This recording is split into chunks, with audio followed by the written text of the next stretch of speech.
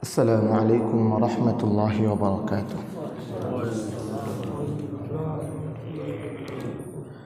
الحمد لله وكفى وسلام على عباده الذين اصطفى. أما بعد فأعوذ بالله من الشيطان الرجيم. بسم الله الرحمن الرحيم. إن الصلاة تنهى عن الفحشاء والمنكر. صدق الله المولانا العظيم.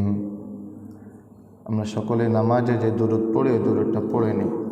اللهم صل على محمد وعلى آل محمد كما صليت على إبراهيم وعلى آل إبراهيم إنك حميد مجيد. اللهم بارك على محمد وعلى آل محمد كما باركت على إبراهيم وعلى آل إبراهيم إنك حميد مجيد. আল্লাহ রাব্বুল আলামিনের কাছে শুকরিয়া আদায় করছি। রব্বে কারীম আমাদেরকে জুমার সালাত আদায় করার উদ্দেশ্যে মসজিদে এসে কোরআন ও হাদিসের মজমায় সুস্থতার সাথে ঈমানের সাথে বসার তৌফিক দান করেছেন। আমরা আমাদের মালিকের দরবারে কালিমাতুশ শুকর আদায় করে নিচ্ছি। সকলেই বলি আলহামদুলিল্লাহ। দুরুদ ও রহমত বর্ষিত হোক রাহমাতাল লিল আলামিন হযরত মুহাম্মদ মুস্তাফা সাল্লাল্লাহু আলাইহি ওয়াসাল্লামের প্রতি। আল্লাহুম্মা সাল্লি আলাইহি আল্লাহুম্মা বারিক আলাইহি। প্রিয় মুসলিয়ান ইকরাম, আমরা নামাজের গুরুত্ব এবং উপকারিতা সম্পর্কে আলোচনা করছিলাম। গত জুমআতে রজব মাস চলছে। প্রসিদ্ধ মতে এই মাসে রাসূলুল্লাহ সাল্লাল্লাহু আলাইহি সাল্লামের মেরাজ সংঘটিত হয়েছে। আরও অনেক মতও আছে। তো মেরাজের সবচাইতে অন্যতম হাদিয়া হলো সালাত, আল্লাহর পক্ষ থেকে। সালাতের সংক্ষিপ্ত গুরুত্ব আমরা আলোচনা করেছি এবং উপকারিতাগুলোর মধ্য থেকেই মোটা দাগের দুটো উপকারিতা আমরা আলোচনা করেছিলাম। এক নম্বর উপকারিতা হলো সালাত হলো নূর, নামাজ নূর। দ্বিতীয় নম্বর উপকারিতা হলো সফলতা নামাজে, বিজয় নামাজে, কল্যাণ নামাজে। নূর পাওয়া যায় নামাজে, সফলতা পাওয়া যায় নামাজে। এই দুইটা বিষয় আমরা আলোচনা করেছিলাম। আজকে আমরা আরও কয়েকটি উপকারিতা আলোচনা করার চেষ্টা করব ইনশাআল্লাহ। নামাজের যে উপকারিতাগুলো কোরআন ও হাদিসে এসেছে, প্রত্যেকটা উপকারিতা এতটা তাত্ত্বিক এবং এতটা চমৎকার বিষয় যে প্রত্যেকটার জন্যই আলাদা আলাদা জুমার খুতবা হওয়া জরুরি। কিন্তু যেহেতু অনেক বিষয় সামনে থাকে, অনেক বিষয় নিয়ে কথা বলতে হয়, তাই আমরা ওভাবে করে সময় নেওয়া সম্ভব হয়ে ওঠে না। তা আমরা আজকে আরও কয়েকটি উপকারিতা সম্পর্কে জানব ইনশাআল্লাহ। গত জুমাতে দুইটা উপকারিতা বললাম। এক নাম্বার নামাজ হলো নূর, নামাজ কি ভাই? দ্বিতীয় নাম্বার কল্যাণ কিসে? নামাজে। সফলতা কিসে? বিজয় কিসে? নামাজে। আজ তিন নাম্বার উপকারিতা প্রশান্তি হলো নামাজে। প্রশান্তি কোথায় ভাই? কেউ যদি প্রশান্তি পেতে চায়, কেউ যদি হতাশা থেকে মুক্তি পেতে চায়, কেউ যদি তার চিন্তাকে দূর করতে চায়, তাহলে তাকে আসতে হবে কোথায়? নামাজে। নামাজ পড়লে প্রশান্তি পাওয়া যাবে, নামাজ পড়লে দুশ্চিন্তা দূর হয়ে যাবে, নামাজ পড়লে পেরেশানি দূর হয়ে যাবে।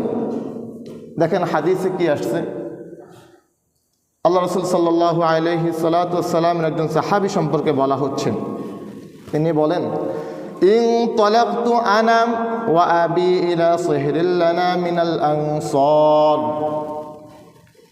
একজন তাবিঈ তিনি বলেন, আমি এবং আমার বাবা আমার আনসারি শ্বশুর বাড়িতে আনসারি শ্বশুরকে দেখতে গেলাম। তিনার শ্বশুর অসুস্থ শ্বশুরকে আমি এবং আমার বাবা দেখতে গেলাম। ফাহাদারাতিস সালাহ, যখন দেখতে গেলাম কিছুক্ষণ পরেই নামাজের ওয়াক্ত হয়ে গেল, নামাজের সময় হয়ে গেল। ফাকালা লিবা'দিন আহলিহি ইয়া জারিয়াতু তুনি বিউদুইন, আমার অসুস্থ শ্বশুর পরিবারের একজন সদস্যকে বললেন যে আমার জন্য অজুর পানি নিয়ে আসো, আমি অজু করব, নামাজের ওয়াক্ত হয়েছে, আমার জন্য অজুর পানি নিয়ে আসো। অজুর পানি চাইলেন কে? সুস্থ না অসুস্থ? অসুস্থ মানুষ। এরপরে তিনি কি বলছেন? অসুস্থ মানুষটা বলছেন, লাআল্লি উসাল্লি ফাআস্তারিহা, নামাজ পড়ার মাধ্যমে আমি প্রশান্তি লাভ করব। সুবহানাল্লাহ।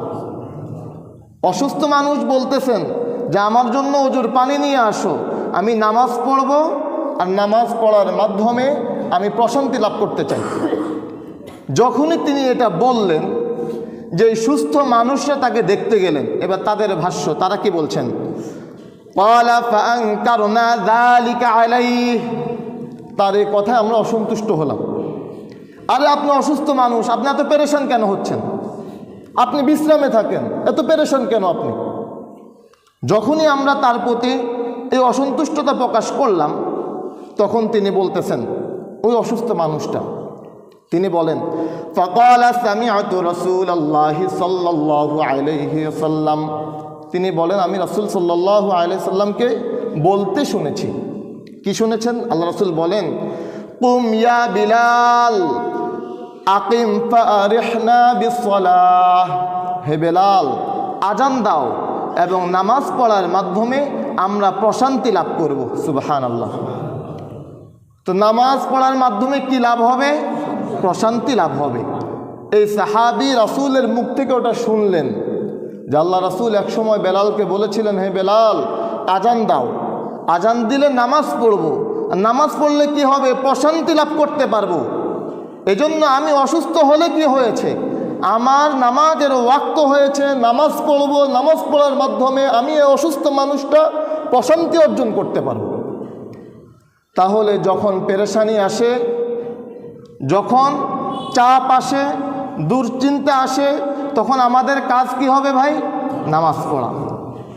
আল্লাহ রাব্বুল ইজ্জাত ওয়াল জালাল কোরআনে ওই আয়াতটাও বলেছেন, ইয়া আইয়ুহাল্লাযীনা আমানুস্তাঈনু বিস-সাবরি ওয়াস-সালাহ, হে ঈমানদারগণ তোমরা ধৈর্য এবং নামাজের মাধ্যমে আল্লাহর কাছে সাহায্য প্রার্থনা করো।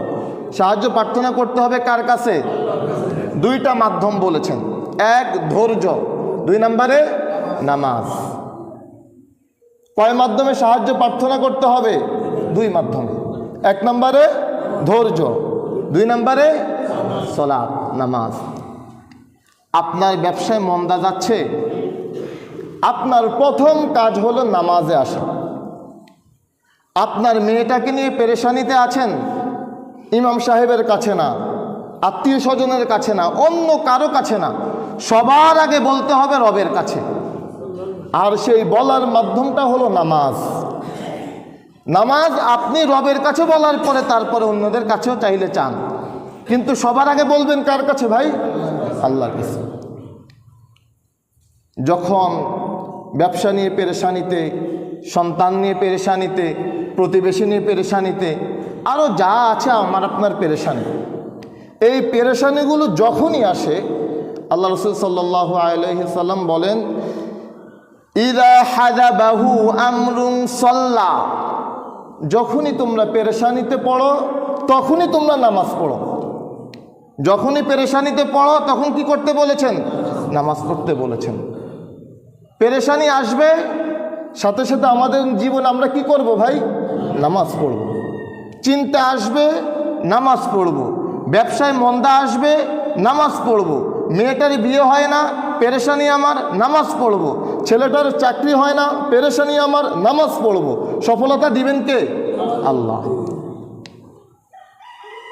আমার ঘরে যদি খাবার নাই, ঘরে চাল নাই, ডাল নাই, আটা নাই, তেল নাই। আমরা চাইব কার কাছে? আল্লাহর কাছে। প্রথম চাওয়া, প্রথম প্রার্থনাটা হবে আল্লাহর কাছে। আল্লাহ রাব্বুল আলামিন বলেন, ওয়া'মুর আহলাকা বিস-সালাতি ওয়াসতাবির আলাইহা লা নাসআলুকা রিজকা নাহনু নারযুকুক ওয়াল আকিবাতু লিত-তাকওয়া। আল্লাহ বলেন, হে হাবিব, ওয়া'মুর আহলাকা বিস-সালাহ, আপনি নিজেও নামাজ পড়ুন, পরিবার পরিজনকেও নামাজ পড়তে বলুন। ওয়াসতাবির আলাইহা, নিজেও নামাজের উপর ইস্তেকামাত থাকুন। লা নাসআলুকা রিজকা নাহনু নারযুকুক, আপনার মুখে লোকমা তুলে দেওয়ার দায়িত্ব আমার। আমাদের মুখে লোকমা তুলে দেওয়ার দায়িত্ব কার ভাই? আল্লাহ। আল্লাহ বলেন যে বান্দা, তুমিও নামাজ পড়ো, তোমার পরিবার পরিজনকেও বলো নামাজ পড়তে। তোমাদের মুখে লোকমা তুলে দেওয়ার দায়িত্ব আমার, আমি আল্লাহ লোকমা তুলে দেব। নাহনু নারযুকুক, তোমার রিজিকের জিম্মাদারি আমার। আমাদের রিজিকের জিম্মাদারি কার ভাই? আল্লাহ। আল্লাহ বলেন, ওয়ামা মিন দাব্বাতিন ফিল আরদি ইল্লা আলাল্লাহি রিজকুহা, পৃথিবীতে এমন কোনো প্রাণী নাই, পৃথিবীতে এমন কোনো মানুষ নাই যার রিজিকের দায়িত্ব আমি রবের উপরে বর্তায় নাই। আমাদের প্রত্যেকের রিজিকের দায়িত্ব কার কাছে? আল্লাহর কাছে। দেখেন একটা আয়াত আল্লাহ স্পষ্ট করে বলছেন, ওয়ামা মিন দাব্বা, প্রত্যেকটা দাব্বা মানে হলো যত সৃষ্টি রবের আছে, প্রত্যেকটা জানোয়ার, প্রত্যেকটা পশু পাখির, প্রত্যেকটা ইনসানের রিজিকের দায়িত্ব কার? আল্লাহ। এই আয়াতটা আমরাও শুনলাম, কিন্তু সাহাবা আজমাইন এই আয়াত শোনার পরে তাদের অবস্থা কি আর আমার আপনার অবস্থা কি হয় দেখেন। মদিনায় কিছু সাহাবী আসলেন, একদল সাহাবী নতুন ইসলাম ধর্ম গ্রহণ করে মদিনায় আসলেন। তারা তাঁবু টাঙালেন। রাত হয়ে গেছে, এশার ওয়াক্ত, সাহাবীদের কাছে খাবার নাই। সকলেই মিলে একজন সাহাবীকে আমির নিযুক্ত করলেন। আমির নিযুক্ত করে বললেন, তুমি একটু রাসূলের কাছে যাও, গিয়ে রাসূলকে বলো যে আমাদের জন্য যাতে কিছু খাবার পাঠায়। এই সাহাবী রাসূলের কাছে আসলেন। তখন এশার ওয়াক্ত হয়ে গিয়েছে। সাহাবী রাসূলের পিছনে নামাজ পড়লেন। নামাজে রাসূল সাল্লাল্লাহু আলাইহি ওয়াসাল্লাম এই আয়াতটা পড়লেন, ওয়ামা মিন দাব্বাতিন ফিল আরদি ইল্লা আলাল্লাহি রিজকুহা, সকলের রিজিকের জিম্মাদার কার কাছে? আল্লাহর কাছে। এই সাহাবী যখন এই আয়াতটা শুনলেন, নামাজের পরে সাহাবী চিন্তা করলেন, সকলের রিজিকের জিম্মাদার যেহেতু রব, আমি রাসূলের কাছে চাইব না, আমি ওই আমার জিম্মাদার রবের কাছে এখানে চাইব। তিনি আর রাসূলকে খাবারের কথা বললেন না। তিনি এই আয়াত পড়তে পড়তে সাথীদের কাছে চলে গেলেন। সাথীদের কাছে যাওয়ার পরে সাথীরা বলল যে খাবার কোথায়? এই সাহাবী বলল যে পাঠাবে। সাহাবী কি বলছেন ভাই? পাঠাবে। যখন এটা বললেন আর তিনি আয়াত পড়তেছেন, ওয়ামা মিন দাব্বাতিন ফিল আরদি ইল্লা আলাল্লাহি রিজকুহা, এই আয়াত তিনি পড়তেছেন। সাহাবীরা একটু পরে বললেন যে ভাই সময় তো হয়ে গেল, এখনো তো খাবার আসলো না। এই সাহাবী তখন মনে মনে বলতেছেন মালিককে যে আল্লাহ, পিপিলিকে তো মাওলা আপনি খাওয়ান, ওই সাগরের অতল গভীরের ওই মাছকে তো মালিক আপনি খাওয়ান, আর আমরা তো রাসূলের সাহাবী, আমরা তো আপনার শ্রেষ্ঠ সৃষ্টি। মালিক আপনি তো বলেছেন ওয়ামা মিন দাব্বাতিন ফিল আরদি ইল্লা আলাল্লাহি রিজকুহা, আপনি সকলের জিম্মাদার আল্লাহ। আল্লাহ আপনি আমাদের জন্য খাবারের ব্যবস্থা করে দেন। এই আয়াত পড়তে পড়তেই একজন ব্যক্তি তার মাথার মধ্যে টুকটিত করে রুটি এবং গোশত নিয়ে চলে আসছে। সুবহানাল্লাহ। তিনি বিশ্বাস রেখেছেন কার উপরে? আল্লাহর উপরে। যখন চলে আসলো সাহাবীরা ওটা নামালেন। নামানোর পরে সকলেই মিলে পেট ভরে খেলেন। খাওয়ার পরে সকলেই বলছেন যে এত মজাদার সুস্বাদু খাবার আমরা আমাদের জীবনে আর কখনো খাই নাই। এরপরে তাদের খাবারের পরে আরো কিছু খাবার রয়ে গেল। থেকে যাওয়ার পরে আরেকজন সাহাবীকে বলল যে যেহেতু খাবারগুলো বেঁচে গেছে, এগুলো গিয়ে রাসূলের কাছে পৌঁছে দাও। তো অন্য আরেকজন সাহাবী এই খাবারগুলো রাসূলের কাছে নিয়ে গেলেন। নিয়ে যাওয়ার পরে আল্লাহ রাসূল বললেন যে এই খাবারগুলো তোমাদেরকে কে দিল? তখন ওই যে সাহাবী নিয়ে আসলো, ওই সাহাবী বলল যে আমরা আমাদের মধ্য থেকে একজনকে আমির বানিয়ে আপনার কাছে পাঠাইছি দরখাস্ত করার জন্যে। তিনি আপনার কাছে গিয়েছেন, যাওয়ার পরে আপনি তো পাঠাইছেন। রাসূল তো রাসূল। রাসূল বললেন যে যাকে আগে পাঠাইছে এখন তাকে আগে নিয়ে আসো। রাসূল আর কোনো কথা বললেন না, যে প্রথমে যাকে পাঠাইছো তাকে নিয়ে আসো। যখন তাকে নিয়ে আসা হলো, বললো যে খাবার কোত্থেকে আসছে বলো, ঘটনা কি? মা জানো না, ঘটনা কি বলো, ঘটনাটা আমাকে শোনাও। তখন ওই সাহাবী বললেন, ইয়া রাসূলুল্লাহ, আমি আপনার কাছে খাবারের জন্য আসছিলাম, কিন্তু আপনার জবান থেকে আমি যখন ওই আয়াত শুনলাম, ওয়ামা মিন দাব্বাতিন ফিল আরদি ইল্লা আলাল্লাহি রিজকুহা, প্রত্যেক সৃষ্টির খাবারের জিম্মাদার কার? আল্লাহ। যখন এটা আমি আপনার কাছ থেকে শুনলাম, আমি আর আপনার কাছে খাবার চাই নাই, আমি রবের কাছে, মালিকের কাছে খাবার চাইলাম। আল্লাহ রাসূল বললেন, তুমি যার কাছে খাবার চেয়েছো সেই মালিক তোমাদের জন্য খাবার পাঠিয়ে দিয়েছেন। সুবহানাল্লাহ। বুঝাতে পারলাম ভাই? রিজিকের জিম্মাদার কার? আল্লাহ। আল্লাহ রাব্বুল আলামিন এটাই বলছেন, ওয়া'মুর আহলাকা বিস-সালাতি ওয়াসতাবির আলাইহা লা নাসআলুকা রিজকা নাহনু নারযুকুক। বান্দা, তুমি শুধু নামাজ পড়ো, তোমার পরিবার পরিজনকেও বলো নামাজ পড়তে, তোমার মুখে খাবারের লোকমা আমি আল্লাহ নিজে উঠাই দিব। সুবহানাল্লাহ। আরেকজন সাহাবী, তিনি ঘরে আসলেন, এসে স্ত্রীকে জিজ্ঞাসা করলেন, ঘরে কোনো খাবার আছে? স্ত্রী বললেন যে ঘরে তো কোনো খাবার নাই। তিনি বললেন যে ঘরে যেহেতু খাবার নাই তো মালিকের কাজ করে আসি, মালিক খাবার পাঠাবে। এই কথা বলে আমাদের একজন উস্তাদ চমৎকার করে বলেন যে সাহাবী ভরলেন লোটা, করলেন ওযু, পড়লেন 2 রাকাত নামাজ। বলেন সাহাবী কি করছেন? ভরলেন লোটা, করলেন ওযু, পড়লেন 2 রাকাত নামাজ, পড়ে আবার ঘরে আসলেন, স্ত্রীকে বললেন যে ঘরে কোনো খাবার আছে? স্ত্রী বলল যে না, কোনো খাবার তো নাই। তখন ওই সাহাবী বলতেছেন যে মালিকের কাজ তো করলাম, মালিক বলছে একটু পরে পাঠাবে। সুবহানাল্লাহ। মালিক কি বলছেন? একটু পরে পাঠাবে। আবার যে মালিকের কাজ করে আসে।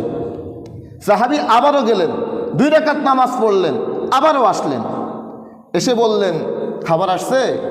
বলল যে না, খাবার তো আসে নাই। সাহাবী আবারও গেলেন, পড়লেন 2 রাকাত নামাজ, আবারও আসলেন, এসে এবার দেখতেছেন যে চুলায় আগুন জ্বলে, এক চুলায় রুটি হয় আর এক চুলায় গোশত চলে। সাহাবী স্ত্রীকে জিজ্ঞাসা করলেন খাবার কোত্থেকে আসলো? বলল, স্ত্রী বলল যে লোকটা খাবার নিয়ে আসছে তাকে জিজ্ঞাসা করলাম যে খাবার কে দিয়েছে? তখন ওই লোকটা আমাকে বলছে যে তোমার স্বামী যে মালিকের গোলামি করছে ওই মালিক তোমার স্বামীর মজুরি পাঠিয়ে দিয়েছেন। সুবহানাল্লাহ। তার স্বামী কার কার গোলামি করেছে? আল্লাহর গোলামি করেছেন, মজুরি পাঠাইছেন কে? আল্লাহ। তো সে আল্লাহ এখন আছে না নাই? ওই বিশ্বাস, ওই ইয়াকিন নিয়ে যদি আমরাও মালিকের কাছে চাইতে পারতাম তাহলে মালিক আমাদের জন্য এখনো ভাবে পাঠিয়ে দিতেন। কিন্তু ভাই আমি তো চাইতে পারি না, আমি তো চাইতে পারি না, আমরাই তো চাইতে পারি না। সেই মালিকের কাছে ওই ইয়াকিন নিয়ে, ওই বিশ্বাস নিয়ে যদি আমরা চাইতে পারতাম, মালিক বলছেন নাহনু নারযুকুক, বান্দা তোর মুখে খাবারের লোকমা আমি আল্লাহ উঠাই দিব, কেননা তোর রিজিকের জিম্মাদার তো আমার কাঁধে, তোর রিজিকের জিম্মাদারি তো আমি নিয়েছি। আব্দুল্লাহ ইবনে ওমর রাদিয়াল্লাহু তাআলা আনহুকে যখন তার স্ত্রী বলতেন যে ঘরে খাবার নাই, তিনি বলতেন নামাজ পড়ো। যখনই বলতেন যে ঘরে চাল নাই, ডাল নাই, তিনি বলতেন নামাজ পড়ো। তার কাছে বললেই তিনি কি বলতেন? নামাজ পড়ো। আর তিনি বাজারে চলে যেতেন, বাজারে গিয়ে বাজার করে নিয়ে আসতেন। তখন তিনাকে জিজ্ঞাসা করা হলো যে আপনার কাছে যাই চাওয়া হয় আপনি কেন বলেন নামাজ পড়ো? তখন তিনি আয়াত বললেন যে আল্লাহ বলেছেন ওয়া'মুর আহলাকা বিস-সালাতি ওয়াসতাবির আলাইহা লা নাসআলুকা রিজকা নাহনু নারযুকুক ওয়াল আকিবাতু লিত-তাকওয়া। যে আল্লাহ বলেছেন নিজেও নামাজ পড়ো, পরিবার পরিজনকেও নামাজ পড়তে বলো। আর রিজিকের জিম্মাদার আমার মালিক নিয়েছেন, এজন্য নামাজ পড়া। তো নামাজ পড়লে পেরেশানি দূর করে দিবেন কে? আল্লাহ। নামাজ পড়লে রিজিকের ফয়সালা করে দিবেন কে? এমন জায়গা থেকে রব রিজিকের ফয়সালা করবেন যেখান থেকে রিজিক আসতে পারে কেউ কল্পনাও করে না। এমন জায়গা থেকে রব রিজিকের ফয়সালা করে দেন। ওই দুই সাহাবীর ঘটনার দিকে তাকান। তাদের ইয়াকিন ছিল যে আমার মালিক বলছেন, মালিক পাঠাবেন, মালিক দিবেন, আমাকে দিবেন। হতাশ হন নাই, বারবার ফিরে গেছেন মালিকের কাছে, মালিক পাঠিয়ে দিয়েছেন। আর ওই সাহাবী ওই আয়াত পড়তেই ছিলেন, ওয়ামা মিন দাব্বাতিন ফিল আরদি ইল্লা আলাল্লাহি রিজকুহা। আল্লাহ আপনি বলেছেন, আপনি রিজিকের জিম্মাদার, মাওলা আপনি আমাদের জন্য রিজিক পাঠাই দেন। প্রিয় ভাই, তো আমরা 3 নাম্বার বিষয় বললাম যে নামাজ পড়লে প্রশান্তি পাওয়া যায়। নামাজ পড়লে কি পাওয়া যায়? প্রশান্তি পাওয়া যায়। 4 নাম্বার বিষয়, নামাজ অশ্লীলতা এবং বেহায়াপনা, অসৎ কাজ থেকে বাঁচিয়ে রাখে। এই আয়াত আপনাদের জন্য কমন আয়াত। আল্লাহ বলেন, ইন্নাস সালাতা তানহা আনিল ফাহশাই ওয়াল মুনকার। নিশ্চয় নামাজ অশ্লীলতা এবং অপছন্দনীয় কাজ থেকে বিরত রাখে। তো দেখা যায় যে নামাজও পড়ে আবার অশ্লীল কাজও করে, নামাজও পড়ে আবার বেহায়াপনা কাজও করে। সেটা কেন হয় ওই বিষয়ে ইনশাল্লাহ আমরা আরেক জুমায়, আগামী জুমায় দেখে আলোচনা করার চেষ্টা করব যে নামাজ পড়ার পরেও কেন মানুষ গুনাহের কাজে যায়। এর মূল একটা থিম শুধু বলি যে আমরা নামাজ পড়ার নিয়ম মানি না, নামাজ পড়ার নিয়ম জানি না। এই 2 কারণে নামাজ পড়ার পরেও আমাদের মাঝে অশ্লীলতা এবং বেহায়াপনা এবং অসৎ কাজগুলো থেকে যায়। সেটা সম্পর্কে ইনশাল্লাহ আমরা আলোচনা করব। আজকের আলোচনা যে নামাজ অশ্লীলতা এবং বেহায়াপনা কাজ থেকে বিরত রাখে। এই যতক্ষণ সময় আমরা নামাজে আসলাম, এই সময়টা আমাদের দ্বারা কোনো খারাপ কাজ কি হচ্ছে ভাই? এখন এখানে বসে কোনো মারামারি কি হচ্ছে? হানাহানি হচ্ছে? কোনো মিথ্যা ব্যবসা, লুণ্ঠন এগুলো হচ্ছে এখানে? না। তো নামাজের যেই সময়টা বান্দা মসজিদে থাকে, এই সময়টাতেই তো আল্লাহ রাব্বুল আলামিন তাকে অশ্লীলতার, বেহায়াপনা, অপছন্দনীয় কাজ থেকে বিরত রাখে। তাহলে এই সময়টা আমরা ওই কাজগুলো থেকে বিরত আছি। এবার এই আয়াত সম্পর্কে মূল একটা কথা আজকে এখানে বলি। আমাদের প্রত্যেকেরই ছেলে সন্তান আছে, আমরা প্রত্যেকেরই ছোট ভাই আছে। অনেক পিতামাতা সন্তান পেয়ে খুশি হয়। সন্তান পেয়ে কি হয়? খুশি হয়। সবাই বলেন, সন্তান পেয়ে কি হয়? যখন একটা সন্তান দুনিয়াতে আসে পিতামাতা খুশি হয় না? হয়। কিন্তু এই পিতামাতা সন্তান পেয়ে খুশি হয় ঠিক, অসংখ্য পিতামাতা এমন আছে যে সন্তান পেয়ে সুখী হয় না। খুশি হওয়া এক জিনিস, সুখী হওয়া আরেক জিনিস। সন্তান পেয়ে কি হয়েছে? খুশি হয়েছে, কিন্তু সুখী হতে পারেনি। তো সন্তান পেয়ে পিতামাতা খুশি হয়, কিন্তু এই পিতামাতা সন্তান পেয়ে সুখী হলে তাহলে গিয়ে ওই সন্তান সার্থক সন্তান হয়। সন্তান পেয়ে যদি সুখী হতে হয় তাহলে কিছু করণীয় আছে। করণীয় হলো এই সন্তানকে নামাজি করতে হবে, তাহলে এই সন্তান মানুষ হবে। যে নামাজ পড়ে তিনি হলেন মানুষ, যে নামাজ পড়ে না সে মানুষ না। যে নামাজ পড়ে না সে কি না? মানুষ না। আমার সন্তান যদি নামাজ না পড়ে, আমার সন্তান মানুষ নয়। আমার ভাই যদি নামাজ না পড়ে, আমার ভাই মানুষ নয়। আমার সন্তান আর আমার ভাই কেন? আর আমি ইমাম যদি নামাজ না পড়ি, আমি ইমাম মানুষ নই। আমি কি নই? মানুষ নই। কখন? যদি আমি কি না পড়ি? নামাজ না পড়ি। মানুষ কারা? নামাজ পড়ে যারা। বলেন মানুষ কারা? সবাই বলেন মানুষ কারা? বাজারের তারিখে মাগরিবের নামাজের সময় সালাম ফিরানোর পরে তাকাই দেখেন যে মানুষ কয়জন আছে। এরপরে বাজারে আসি দেখেন যে মানুষ কয়জন আছে। মসজিদে মানুষ বেশি থাকে নাকি বাহিরে বেশি থাকে? তো বাহিরের গুলো কি মানুষ? মানুষ তো না। মানুষ হলে তো মসজিদে থাকতো।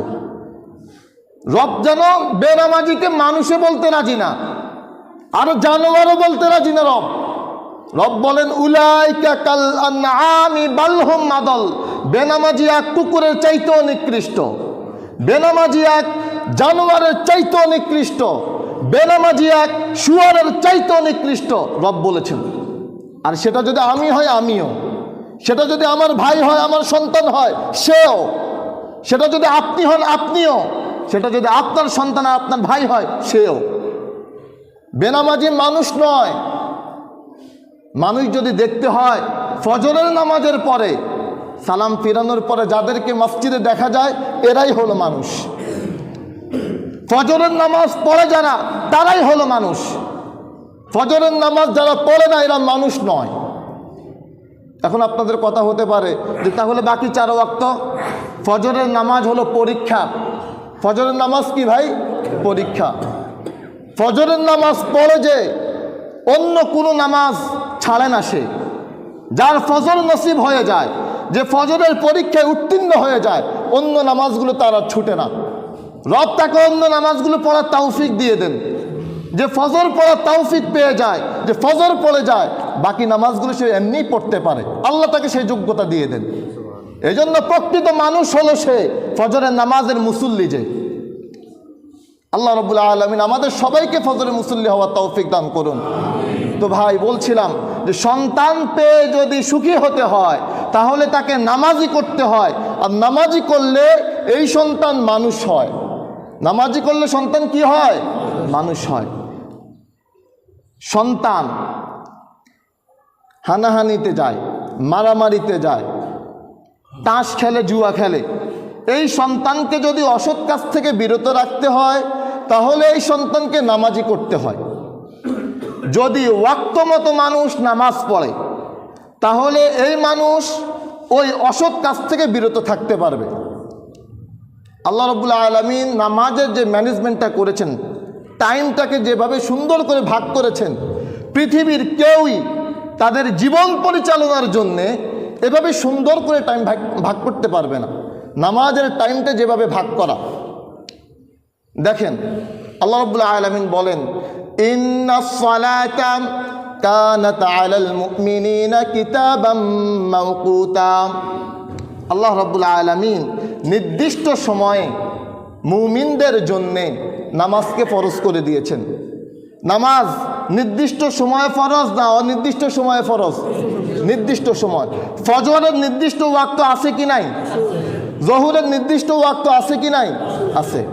প্রত্যেক নামাজের নির্দিষ্ট ওয়াক্ত আছে কি না? আছে। দেখেন ওয়াক্ত মতো নামাজ পড়া। আল্লাহ রাসূল সাল্লাল্লাহু আলাইহি সাল্লামকে একজন সাহাবী জিজ্ঞাসা করলেন, ইয়া রাসূলুল্লাহ, আল্লাহর কাছে সবচাইতে প্রিয় আমল কোনটা? তখন ওই সাহাবীকে রাসূল সাল্লাল্লাহু আলাইহি সাল্লাম বলেন, আস-সালাতু আলা ওয়াক্তিহা। ওয়াক্ত মতো নামাজ পড়া আল্লাহর কাছে সবচাইতে প্রিয় আমল। সুবহানাল্লাহ। প্রিয় ভাই, তো আমার আপনার সন্তানকে যদি ওয়াক্ত মতো নামাজ পড়াতে হয়, ফজরের ওয়াক্তে যদি তাকে নিয়ে আসতে হয়, তাহলে রাত্রে 10টা 11টার মধ্যে তাকে ঘুম পাড়িয়ে দিতে হবে। 10টা 11টায় যখন আমার আপনার সন্তানটা ঘুমিয়ে গেল, ফজরের ওয়াক্তে যখন সে উঠল, উঠার পরে ফজর পড়ল, ফজরের নামাজ পড়ার পরে এখন কি আর ঘুমাতে পারবে সে? খাওয়ার পর, মনে করেন দুপুরে আপনি খেয়েছেন, খাওয়ার পরে যদি এখন আবার বলে যে ভাই আবার খান, এখন কি খাওয়াটা ওভাবে সম্ভব? প্রথমবার যেভাবে খাওয়া হয়েছে, আপনার পেট তো ভরা, খাওয়ার পরে তো খাওয়া যায় না, ঘুমানোর পরেও তো সেম, ঘুমানো তো যাবে না, তার তো ঘুম নাই। এখন মানুষের সময় কাটে 2 ভাবে। মানুষের সময় কয়ভাবে কাটে ভাই? 2 ভাবে, হয় ঘুমে না হয় কাজে। 1 নম্বরে ঘুমে, 2 নম্বরে কি? কাজে। আল্লাহ রাব্বুল আলামিন বলেন ওয়াজআলনাল লাইলা লিবাসা। আমি আল্লাহ রাতকে দিয়েছি ঘুমের জন্যে। রাত কিসের জন্যে? ওয়াজআলনান নাহারা মাআশা। আর দিনকে দিয়েছি কাজের জন্যে। দিন কিসের জন্যে? কাজের জন্য। এখন এই ছেলে তো রাতে ঘুমাইছে, অন্যরা তো রাতে আড্ডা দিচ্ছে, তার বন্ধু বান্ধব যাদের সাথে আড্ডা দিত ওরা রাতে আড্ডা দিয়েছে। আড্ডা দিয়ে ফজরের ওয়াক্ত যখন ঘনাঘন হয়, রাত গভীর হয়, তখন তো ওরা ঘুমাইছে, কিন্তু এ তো আর তখন আড্ডা দেয় নাই, এ তো রাতে ঘুমাই গেছে।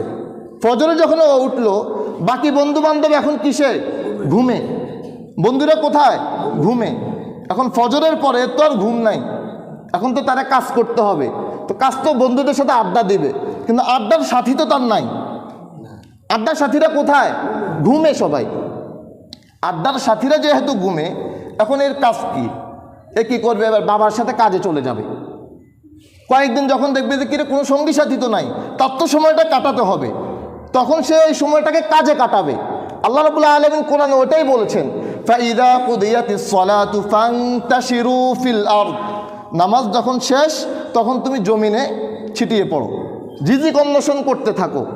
যখন নামাজ শেষ করলো, বাবার সাথে কাজে চলে গেল। বাবার সাথে যখন এবার কাজ করতেছে, কাজ করতে করতে যখন দুপুর হয়ে গেল, ফজর থেকে জহুর সময়টা লম্বা না? আসর থেকে মাগরিব সময়টা ছোট না বেশি? জহুর থেকে আসর সময়টা কম না বেশি? এই আসর থেকে জহুর, জহুর আসর থেকে মাগরিব, জহুর থেকে আসর, এই সময়গুলো যেমন সংক্ষিপ্ত, ফজর থেকে জহুর এই সময়টা কি তেমন সংক্ষিপ্ত না? লম্বা সময় আল্লাহ দিয়েছেন কাজের জন্যে। ওয়াজআলনান নাহারা মাআশা, দিন হলো কাজের। বান্দা যাতে করে এই সময়টা কাজে কাটাতে পারে, আল্লাহ টাইম ম্যানেজমেন্টটা সেভাবে করেছেন। বান্দা যাতে করে এই সময়টাতে তার কাজকে গুছিয়ে আনতে পারে। যখন কাজে নেমে গেল বান্দা, কাজে নামলো, কাজ করতেছে, এবার আল্লাহ তো দেখতেছেন যে আরে আমার বান্দা তো কাজ করে শেষ। মুয়াজ্জিনকে বলে, মুয়াজ্জিন আজান দাও, আমার বান্দার এবার বিরত হতে বলো। মুয়াজ্জিন জোহরের আজান দিল। আজান দিলে আল্লাহ যেন বলেন যে বান্দা অনেক কাজ করছো, বরকত দেওয়ার মালিক আমি আল্লাহ, এবার আসো আবার আমার সেজদা দাও। জোহরে চলে আসলো, এবার ক্লান্ত শরীর, সারাদিন কিসে ছিল? কাজে ছিল, শরীর এখন ক্লান্ত। দুপুরে ভাত কয়টা খেয়ে একটু বিশ্রাম। সে যখন এখন বিশ্রামের জন্য চিন্তা করে, তখন ওই যে তার সেই বন্ধু বান্ধব যারা রাতে আড্ডা দিছে, এতক্ষণ পর্যন্ত তারা ঘুমেছিল, এবার তারা উঠতেছে আস্তে আস্তে, উঠে এবার আড্ডার জায়গা আসতেছে। কিন্তু এ তো এখন নামাজি হয়ে গেছে। জহুর থেকে আসা পর্যন্ত এই 4 ওয়াক্ত নামাজ পিটাপিটি হয়ে যায়, একটার পরে একটা, একটার পরে একটা।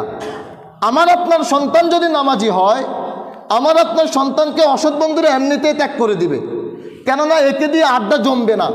এ যখন আড্ডায় বসবে, আসরের ওয়াক্ত হবে, সে উঠে চলে আসবে। আবার আসরে পরে গেল, মাগরিবের ওয়াক্ত হলে সে উঠে চলে আসলো। তাকে দিয়ে যখন আড্ডা জমবে না, বন্ধুরা বলবে যে ভাই তোরে দিয়ে চলবে না, তুই বেটা খেলার মধ্যখান দিয়ে চলে যাস, তোরে দিয়ে হয় না, তুই কথার মধ্যখান দিয়ে চলে যাস, তোকে দিয়ে চলে না, তুই ভাই ওদিকে থাক।